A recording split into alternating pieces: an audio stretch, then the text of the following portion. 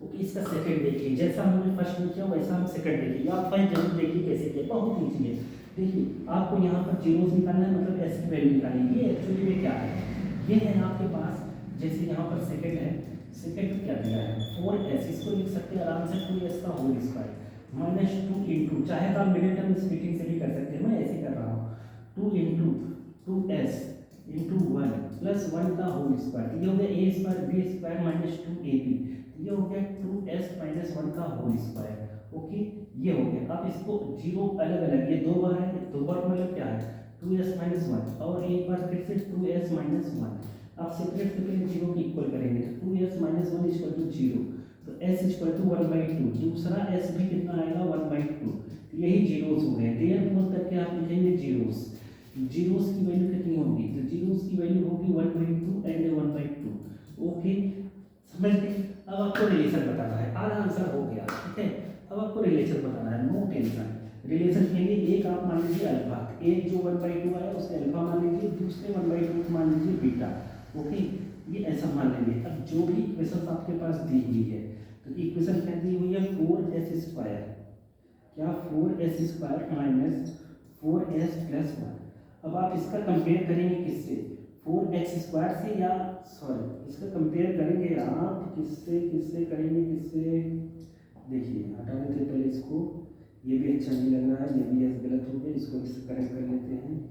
Okay, चलिए चलिए, यहाँ पर एस स्क्वायर, अब इसको आप स्टैंडर्ड फॉर्म से कंपेयर करिए, क्वाड्रेटिक के ए एक्स स्क्वायर एस स्क्वायर भी यहाँ लिख सकते हैं, बी एक्स और यहाँ लिखिए सी, तो आपको यहाँ से ए बी सी इजीली मिल जाएगा। यहाँ से बताइए ए कितना मिला, तो ए मिला 4, कितना ए आया 4, बी देखिए कितना आ रहा है, तो बी आएगा आपके पास -4, कितना आएगा -4। ओके, सी आपका देखिए कितना आ रहा है, सी आ रहा होगा आपके पास कितना, सी आएगा, सी इक्वल टू आएगा 1। ओके, ए 4 आएगा, बी -4 सी 1। हम पहले से क्या जानते हैं, हम आपको रिलेशन में पता होना चाहिए, रिलेशन कोएफिशिएंट और जीरोस के बीच, alpha plus beta equal to minus b a by a sum of zeros, और अल्फा बीटा इक्वल टू होता है c by a product of zeros. तो आप बस यहाँ पर लिखिए अल्फा प्लस बीटा, क्या लिखिए alpha plus beta, alpha plus beta रखेंगे अगर आप, तो आपको माइनस बी बाई ए मिलना चाहिए, मतलब -4/4 मिलना चाहिए। ओके, अल्फा देखिए कितना है, अल्फा यहाँ पर अगर आप देखेंगे तो 1/2 है। ओके, बीटा कितना है यहाँ पर, बीटा 1/2 है, इसको अगर आप ऐड करेंगे ये हो गया 2/2, ये हो गया 1, कितना हो गया 1/1, और आपको चाहिए b by a minus b by a चाहिए, तो -b/a चाहिए, तो यहाँ आपको 4 चाहिए, तो आप 4 ऐसे लिख सकते हैं, कोई दिक्कत नहीं है। ओके, 4/4 1/1 को लिख सकते हैं। अब आपको चाहिए क्या -4, क्योंकि b यहाँ पर -4 है, तो इसलिए आपको चाहिए वहाँ पर -4, तो आप जबरदस्ती लगा देंगे -4, ठीक है।